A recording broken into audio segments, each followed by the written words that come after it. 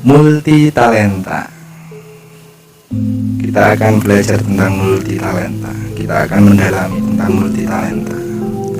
Pertama, kita kiaskan dulu dari HP ya. HP yang canggih berarti RAM-nya banyak, kameranya jelas, baterai aman, tahan lama, mikrofon jelas peka, speaker gimana? Mesti jelasnya cocok. Berarti belajarlah dari HP yang canggih, memiliki sifat multimedia yang peka. Tapi kalau kita manusia multi talenta, jadi dengan begitu Anda tidak akan terjadi oleh keadaan. Apapun yang terjadi Anda tetap santai saja. Multi talent kok, apa-apa bisa. Kalau hal yang dilakukan ini susah, bisa melakukan hal yang lain. Anda kan multi talenta. Tidak usah risau dengan krisis minyak yang sedang melanda di Indonesia. Kan kita itu multi talent dalam berinovasi, dan Anda juga kreativitas dalam berproses pembuatan inovasi itu.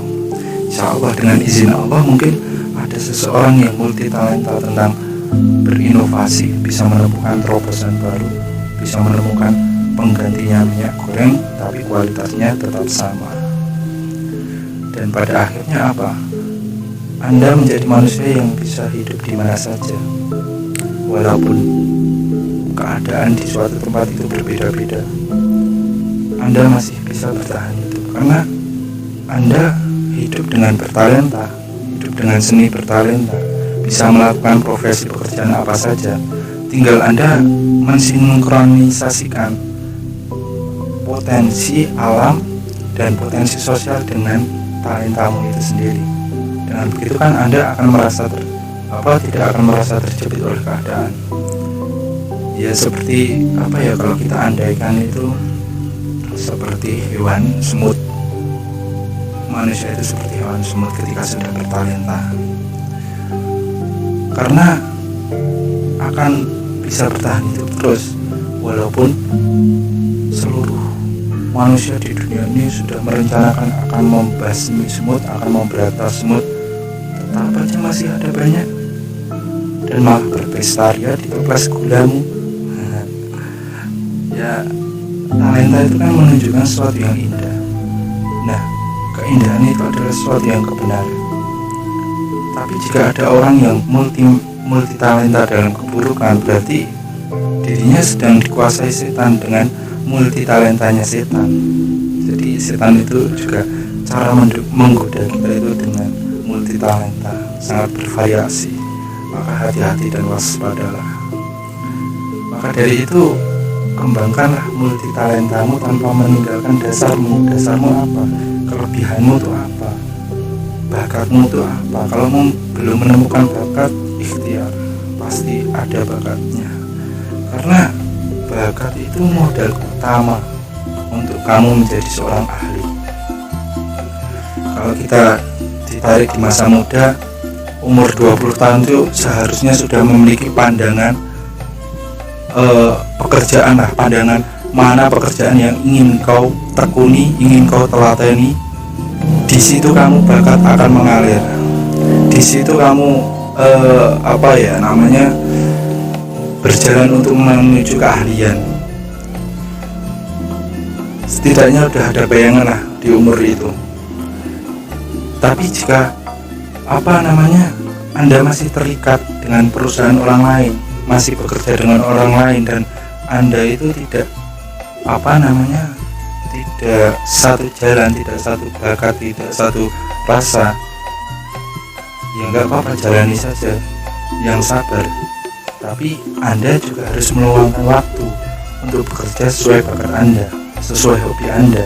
Dengan begitu, jika sudah serasa usaha Anda itu sudah balik modal, bisa berdiri sendiri, ya silahkan, terserah Anda mau out dari perusahaan orang lain, nggak apa-apa. Jadi kan kita sedikit melenceng dikit dari multi talenta. Kita kerja itu mencari apa? Mencari uang atau mencari kebahagiaan? Kalau mencari kebahagiaan, temukanlah apa yang membuat kamu senang, dan itu jadikanlah sebuah pekerjaan. Walaupun 20.000 nggak apa-apa, pekerjaanmu senang, tapi 20 juta sama aja kalau kamu nggak bisa menikmati kerjaan itu. Dan kalau kamu udah usaha, udah nyaman dengan pekerjaanmu, maka tekunilah, jangan sampai lengah. Di situ Anda sedang berjalan menuju ke sebuah keahlian, benar-benar ahli, sampai yang ahli itu belum bisa mengetahui, belum bisa memahami keahlianmu sendiri. Jadi orang lain yang ahli pun tidak bisa memahami keahlianmu sendiri. Jadi ya, semoga pemuda Indonesia itu seperti itu semua dan bisa membanggakan, bisa menjadi negara yang damai. Tadi kan soal bakat ya. Nah, sekarang kembali lagi ke multitalenta. Jadi intinya kalau multitalenta itu berarti semua bisa dicoba. Kalau hanya menguasai huruf A, berarti Anda hanya mengetahui isi dari A itu. Bila mana ada orang lain yang bertanya tentang B, Anda tidak tahu apa-apa. Kan kita hidup di dunia ini membutuhkan rangkaian huruf agar menjadi sebuah kata dan kemudian menjadi kalimat, akhirnya memiliki sebuah arti. Nah, dengan arti itu kita bisa memaknai. Hidup itu harus dimaknai agar kita bahagia. Contoh ya, contoh orang Jawa itu sangat luar biasa, multitalent kebanyakan. Misalnya ada seorang ustadz. Seorang ustadz itu profesinya pekerjaannya ceramah di sana di sini. Itu kan udah hal biasa karena dia ustadz. Nah, tapi kalau kita lihat di belakang panggung, ternyata sangat luar biasa, masya Allah. Dia bisa mencuci, bisa mengulang, bisa belutaan gamelan ya iso. Nah, di sini kita bohong kancane. Nah, makanya multitalenta itu harus kita dapatkan. Kalau misal mau itu ya, jadi guru matematika loh, ternyata beliau bisa bahasa Inggris, bahasa Arab, kan luar biasa. Jebule kon sembarang kowe tetep bisa. Kon nyaponi ya resik-resik tenan. Kon joget-joget koplet sawah ya njan kowe gurune jebule. Wong Jawa ki lucu kok, ketoke kok ora iso jebule iso. Ketoke kok iso jebule ra iso. Diwali-wali. Terakhir, multitalenta itu akan sempurna, akan lebih manis jika ada rasa rendah hati di dalam dirimu. Anda tidak boleh merasakan bahwa diri Anda itu multitalenta. Jadi jangan sampai Anda menganggap bahwa diri Anda itu ada multitalenta. Selalu anggaplah diri Anda bahwa Anda itu limited talenta. Talentamu terbatas. Begitu Anda hanya memikirkan bagaimana cara mendapat talentamu, bagaimana agar talentamu itu bisa bermanfaat bagi banyak orang. Jadi nggak ada pikiran untuk membicarakan orang lain, nggak ada. Orang masyarakat Indonesia harus multitalenta semua, harus itu. Nantinya kan talentamu itu menjadi cahaya, dan cahaya itu satu server, satu channel dengan cahaya para sahabat, cahaya para penerus Nabi Muhammad. Tapi kalau misal orang Jawa ya di cover Jawa, pernah Nabi Muhammad ya orang meletakkan hak kita bahwa orang Muslim itu harus seperti budaya Arab. Gak pernah Nabi Muhammad enggak nuting kudu Arab enggak. Jajal bayang nek misal kon kudu kabeh ngono iki nang Arab lucu main nggo surban. Toko nang angkringan surban, nang priatan surban. Malah lucu. Jadi Arab punya lantunan qiraatul Quran yang merdu menyentuh hati. Jawa pun juga punya lantunan qiraatul Quran dengan langgamnya yang menggetarkan hati. Jadi gitu, kita nikmati kehidupan. Kita jangan saling menyalahkan lah. Intinya fokus dalam diri sendiri dan bagaimana cara kita untuk memperbaiki diri, bagaimana cara kita untuk melayani orang lain dalam kebaikan.